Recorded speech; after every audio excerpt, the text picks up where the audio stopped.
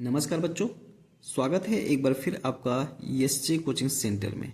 मैं हूं आपका दोस्त, आपका भाई एस के।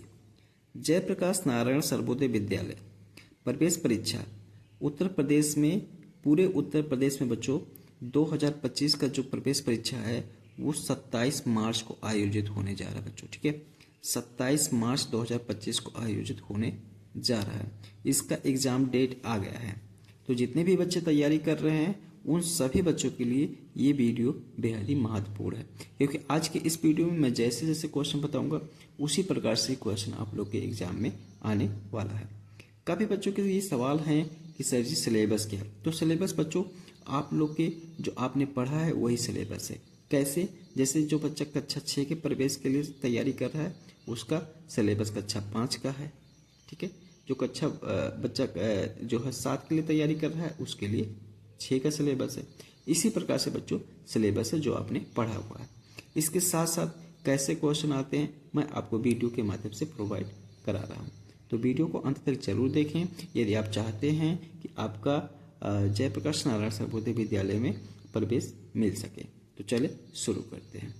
देखो बच्चों, यहाँ पर इस प्रकार से पहले तो आता है हिंदी के 20 क्वेश्चन आता है। ठीक है बच्चों, हिंदी के 20 क्वेश्चन आता है। ठीक है, तो चलो देखो यहाँ पर क्वेश्चन है कि इंदु किसका समानार्थी शब्द है।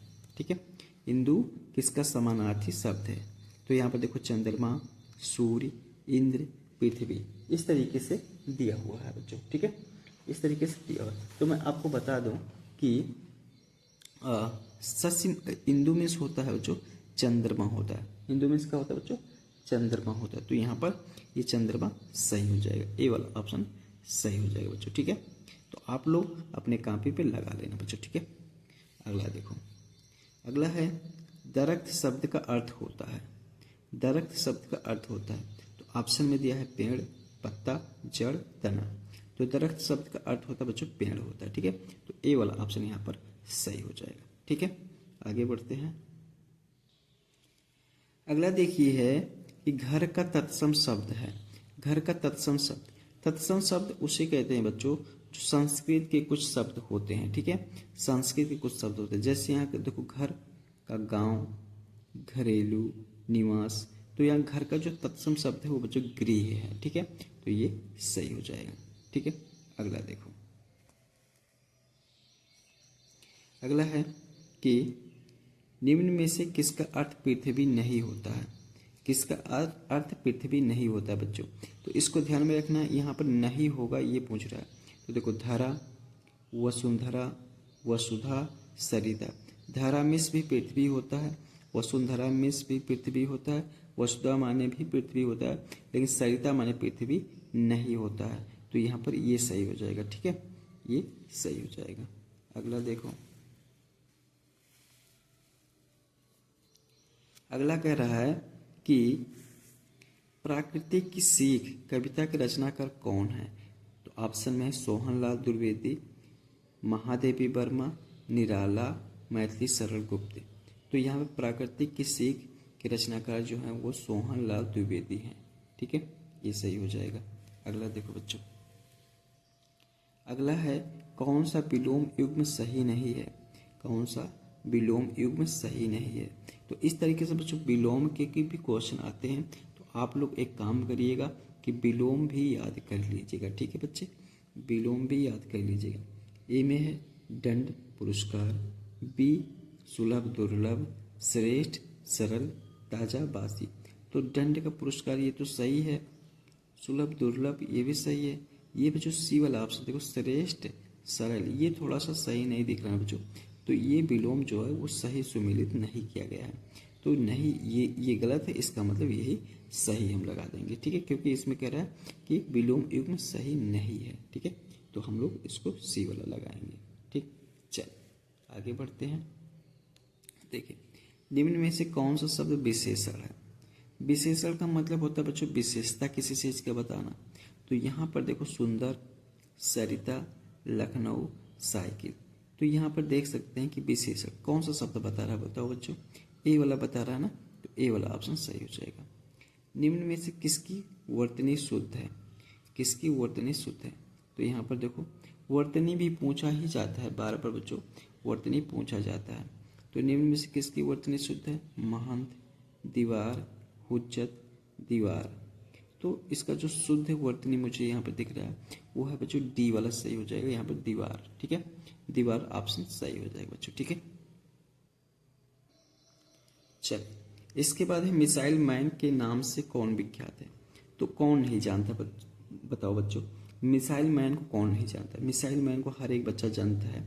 मिसाइल मैन के नाम से जो प्रसिद्ध हैं वो डॉक्टर एपीजे अब्दुल कलाम है बच्चों। ठीक है, तो इसका डी वाला ऑप्शन सही हो जाएगा बच्चों। ठीक है, इसका डी वाला ऑप्शन सही हो जाएगा। अगला देखिए, जय जवान जय किसान कथन किसका है? तो जय जवान जय किसान किसने कहा था? महात्मा गांधी ने कहा था, कि इंदिरा गांधी ने कहा था, कि लाल बहादुर शास्त्री ने कहा था, कि भगत सिंह ने कहा था? तो जय जवान जय किसान इसको कहा था लाल बहादुर शास्त्री ने कहा था बच्चों। ठीक है, लाल बहादुर शास्त्री। तो सी वाला ऑप्शन यहाँ पर सही हो जाएगा। ठीक है, चलो इसके बाद है यहाँ पर किसकी वर्तनी गलत है? तो ऑप्शन ए में है संन्यास, बी में विश्वास, सी में पवित्र और डी में है शीतल। तो यहाँ पर जो वर्तनी है ये ए वाला ऑप्शन गलत हो जाएगा, जो संन्यास। ठीक है, ए वाला गलत हो जाएगा। यहाँ पर बच्चों ये इसलिए गलत है क्योंकि यहाँ पर चांद बिंदी, यहाँ पर अंक बिंदी लगेगी बच्चों। ठीक है, आह की बिंदी लगेगा, यहाँ पर संन्यास हो जाएगा। ठीक है बच्चों, कुछ इस प्रकार से लिखा जाएगा, मैं बता रहा हूँ, ऐसे लिखा जाएगा बच्चों। उसका जो शुद्ध रूप हो जाएगा ऐसे हो जाएगा। ठीक है, ये चीज़ होना चाहिए, तो इसलिए ये वाला गलत है बच्चों। ठीक है, चल आगे बढ़ते हैं। अगला देखो, निम्न में से संज्ञा शब्द है। तो संज्ञा मतलब किसी चीज़ का नाम, चाहे वो जगह का नाम या व्यक्ति का नाम या वस्तु का नाम। ठीक है, तो नीला, कोमलता, मुरादाबाद, सुंदर।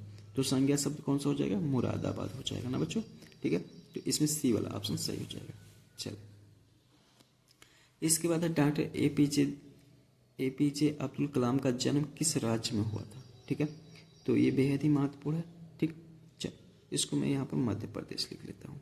मध्य प्रदेश, उत्तर प्रदेश, तमिलनाडु, मध्य प्रदेश, केरल। ठीक है, तो डॉक्टर एपीजे अब्दुल कलाम का जन्म जो हुआ था वो हुआ था जो तमिलनाडु में हुआ था। ठीक है, तो इसलिए ये बी वाला ऑप्शन सही हो जाएगा। ठीक, चल आगे बढ़ते हैं। देखिए, साहस से युक्त व्यक्ति वाक्यांश के लिए शब्द होगा परिश्रमी, योद्धा, महापुरुष, साहसी। तो साहस से युक्त व्यक्ति को हम लोग साहसी बोलते हैं। ठीक है, तो ये डी वाला ऑप्शन सही हो जाएगा। अगला देखो, यथेष्ट शब्द का अर्थ होता है भरपूर, अनावश्यक, अप्रिय, अनुकूल। तो यथेष्ट शब्द का अर्थ होता है बच्चों, ये होता है भरपूर होता है। ठीक है, ये वाला ऑप्शन सही हो जाएगा। अगला देखो, कोमल का विलोम शब्द होगा। कोमल का तो सुंदर तो होगा ही नहीं, मधुर तो होगा ही नहीं, सरल होगा नहीं, कोमल का हो जाएगा कठोर विलोम शब्द। ठीक है बच्चों, तो विलोम शब्द जरूर पूछा जाता है आप लोग को, तो विलोम शब्द बच्चों रट लीजिएगा आप लोग ठीक से। धैर्य ना छोड़ो का संदेश पृथ्वी की प्रकृति की सीख कौन देता है? पर्वत, नभ, सागर। तो धैर्य ना छोड़ो का संदेश जो है वो पृथ्वी देता है बच्चों। ठीक है, तो यहाँ पर ए वाला ऑप्शन सही है।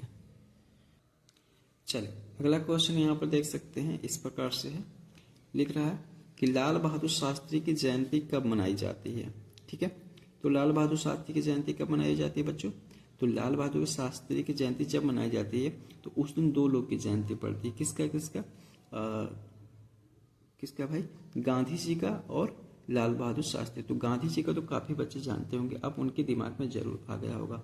तो गांधी जी का जन्म कब होता है बच्चों? 2 अक्टूबर को होता है। ठीक है, तो इसका मतलब ये वाला सही हो जाएगा बच्चों। ठीक है, चल